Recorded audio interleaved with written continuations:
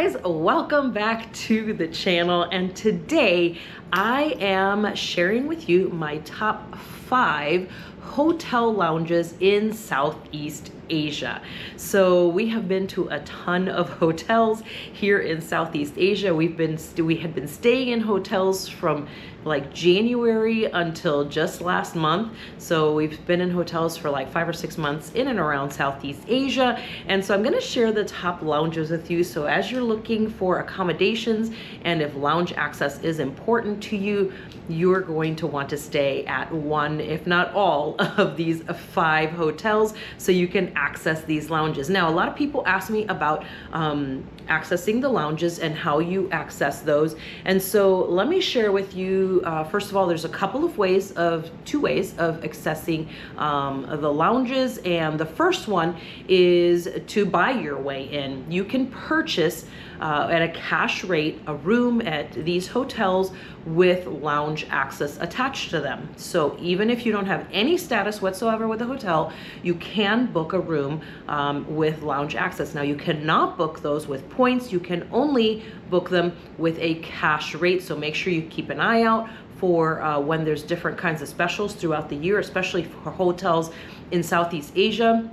And you can book a place that has lounge access with the room, and you will have access that way. The second way that you can access the lounges is through earning it through your status or through different requirements that hotels have. Some hotels you have to stay a certain amount of time. Some hotels you have to, earn like a certificate, and then you turn their certificate in for access to the lounge.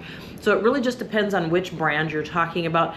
These hotels, these 5 hotels are all in Hyatt and IHG brands, although we have stayed at many Marriotts and we also have stayed at Hilton's. We have status for all 4 of them, but these are the top 5. So let's kind of jump in and talk about these. So at number 5 of the top 5 is the Intercontinental Westlake in Hanoi.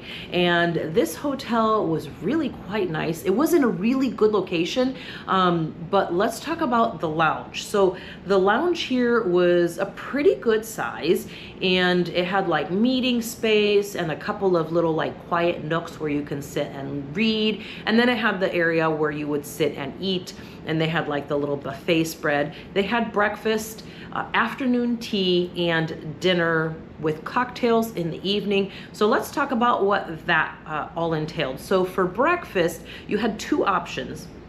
First option is you could eat in the lounge, and you could order a la carte from the menu there in the lounge. And then the next, you had lots of options there. I did do that one day, but it was the only day that I did it because the better option was to eat at the restaurant, and that was also offered for free with our status with having the lounge access. And the restaurant there is phenomenal. They had every kind of breakfast that you could want. They had Korean, Vietnamese, they had Chinese, they had Western, they even had like some European foods as well. They had an omelet bar, or like a live egg bar, where you could have them do whatever you wanted: scrambled eggs, fried eggs, omelets, whatever. So that was really nice. They had, oh my goodness, they had so much food, literally was just overwhelmed. And you could order all kinds of coffees, including Vietnamese coffee, which was phenomenal. I did that pretty much every single day. You could do that also, you could order that also in the lounge. And they had all those same options that you could order in the lounge, but you couldn't just go up and pick and choose like at the buffet at the restaurant that the hotel offered for the breakfast. So I really preferred that part over it, but it was really good. They had, like I said, tons of food. Now for the lunches or for the afternoon tea, they did have a really nice set. They set it all up in this beautiful little tiered tower, and then you could pick whatever beverage you want and they would bring you that. So that was really good. And then for dinners, and this is what makes it 5th place over the others, for dinner, they basically did like small plate concept. And they didn't really have a ton of variety. It was mostly I would say probably 85 to 90% Vietnamese food, which is perfectly fine. It's delightful, but if you want a little bit of a break, there weren't a ton of other options to have, other than they did have like cheese, meat, and crackers kind of thing, fruits and different kinds of breads and salad.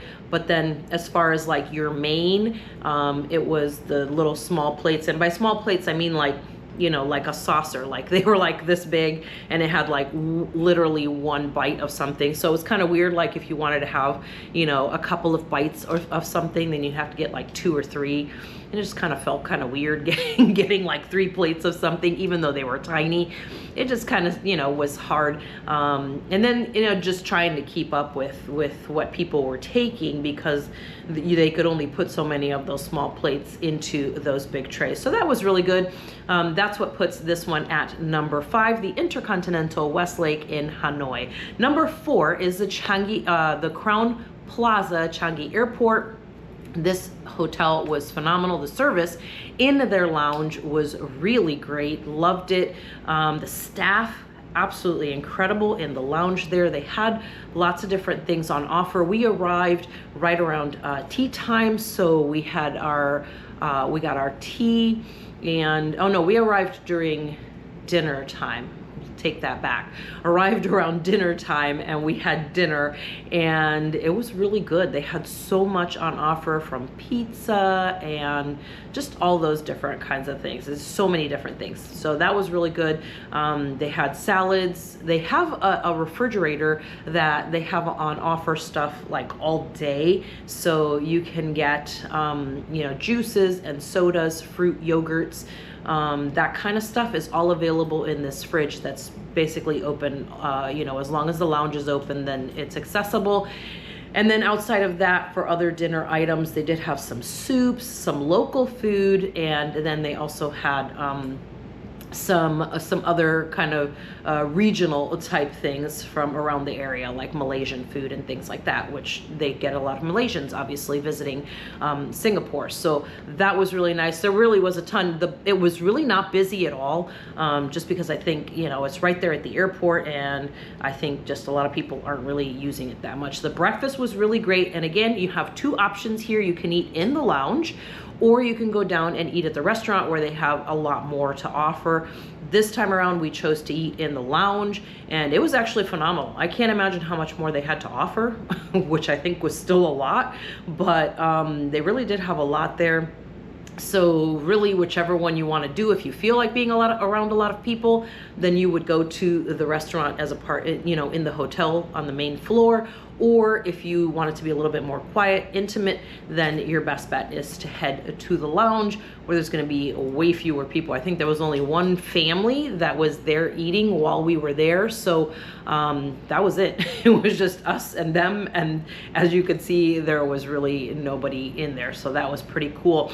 Next one, so that was number 4. Number 3 is going to be the Grand Hyatt in Manila. And this lounge, first of all, has incredible views of the city. We absolutely loved this one. And you have access to the lounge here, and the staff is phenomenal in this lounge. It almost feels like they could guess what you want before you ask for it. They just kind of show up and they're like, hey, can I refill your drink, or can I get you this, or can I bring you this? Absolutely incredible. They go around, the chef goes around and chats with everybody and kind of shares a little bit about what, you know, what food they're going to be cooking or featuring the next night. So that was really cool. The dinner, or the cocktail hour and hors d'oeuvres is really a dinner. So you probably do not need to eat another meal after you've been to the cocktail hour there. So if you're looking to just eat something and hang out at the hotel, or you don't want to go out and get anything, this is a perfect thing, because you don't have to go anywhere. Same thing with afternoon tea. They did have a smaller selection of things, but they did have some great options for the afternoon tea, as well as beverages of your choice. And then the breakfast was really great. We just had breakfast there in the lounge. That was the only offering, but they had so many options there, from, you know, an egg bar to breads and fruit and salads and so many different things. you were not going to get bored with breakfast. They also, what I loved, had themed dinners every night. So they had like a Mexican night, they had like an American night, and then they had the Filipino food one night, and they kind of explained it all to us, which was so cool. And they did include Filipino food in the breakfast always. So they had a whole section that was just Filipino food in the breakfast bar. So that was pretty cool. I did enjoy that because I could try all the different food, and they had so many different things. And you would just ask them like, what is this? What's in it? You know, how's it made? Do people normally eat this? That kind of stuff. So that was really cool because you kind of learned something too while you were choosing something to eat. So that was number 3, Grand Hyatt Manila. Loved it. Next one, coming in at number 2, is the Intercontinental Bangkok. And this hotel was so fantastic. The lounge was phenomenal. Great space, really so much room in this one. And again, with this one, you also had the option of eating in the restaurant or in the lounge, but they had, again, so much to offer in the lounge that it was really hard to turn that down. I mean, I had steak and eggs. They had a mini steak and eggs that you could order for the breakfast, which I've never seen on a breakfast menu anywhere in a lounge. Is kind of wild that they had that. And then they had, of course, some Thai food on the menu for breakfast, as well as sushi. And they also had some Middle Eastern food, because in this particular hotel they did have quite a few, I think, Middle Eastern guests as well. So they did have an offering for kind of, I think they tailor their food in the lounge to the guests that are staying there. So I think that's pretty cool. It looked like they had a really good variety of food each night. So definitely something to take into consideration. So the breakfast was really good. The dinner was really good. Afternoon tea was amazing. We got there right as they were serving afternoon tea, so we went straight to the lounge, and they checked us in there at the lounge. It was absolutely no problem. They got us a table, got us started with our afternoon tea before she even started the process with the checking in. She got all the checking in stuff done, and once she saw that we were finished with our afternoon tea, then she brought us all the information over about our room and check-in, and if we wanted to do the late checkout and all that kind of stuff. But the afternoon tea was really good. They had, so again, it was kind of like the situation at the Westlake in Hanoi, where they had the layered kind of treats, and they had sweets and savory things, and then again you could choose the beverage of your choice. And then drum roll please, coming in at number 1, and you might already know this if you are into lounges and lounge experiences, especially in Southeast Asia, number 1 lounge in Southeast Asia, no question, Intercontinental Landmark 72 in Hanoi. It was phenomenal. It is, as far as square footage is concerned, it is the largest lounge in the IHG family. So that was amazing, and it really was. I've never been in a lounge that huge before. Tons of tables and tons of places to sit and just relax or whatever. The staff is so out of this world attentive in there. It just really blew my mind. And then let's see, so let's talk about all the food.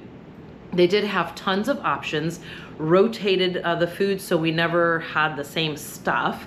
Let's start with the breakfast. Breakfast was phenomenal. You could, again, choose basically a la carte, whatever you wanted. So you could do either Western or Vietnamese or any other Asian options as well. So that was really cool. So I kind of went back and forth. Sometimes I would have Vietnamese, sometimes I would have, you know, eggs and potatoes. So that was cool. And then for afternoon tea, again, they really kicked it up a notch. They had so much to offer. They would give you so many different options every day, from savory to sweets, on those layered tiered trays that they presented on. So it's so cute. They don't make you choose off the menu. They basically just say, let me bring you everything, and they put it all on there because I think they want to present it to you on those trays because they're so cute. And then you can have your choice of whatever beverage. The tea options were so good, so I think maybe one day I got coffee, but other than that I pretty much only got tea because the tea service there was so good. And then for the cocktail hour and dinners, it was a full dinner. Like, you were not going to be eating for a while after you had food, because they had this one little area that was separated off, and this is where they had like ramen bar, where you could go up there and like order whichever kind of either soup or ramen options that they had there, and they had somebody cooking those up to order. Then they had salad bar and fruits and desserts, all that kind of stuff, breads, everything. And then they also had all of the hot food, which was actually hot, which I was really excited about. They had so many different options. The food, like I said, changed every single day, and the food was really top notch, like good quality food, which is really important. So that's really the things that make this one kind of stick out above all of the other lounges, is that this particular lounge was just so phenomenal with the size, with the mood they had set, with the staff and the service, with what they had to offer as far as the food was concerned. Definitely, with no question, this one was head and shoulders above all of the others. So if you are headed to Southeast Asia and you're looking for a phenomenal lounge experience, definitely spend a couple of nights at the Intercontinental Landmark 72 in Hanoi. Guys, I hope that this was extremely helpful to you. If you have questions, leave those for me down in the comments section. If you enjoyed this video, make sure you subscribe to the channel and give me a like, and I will see you guys next time.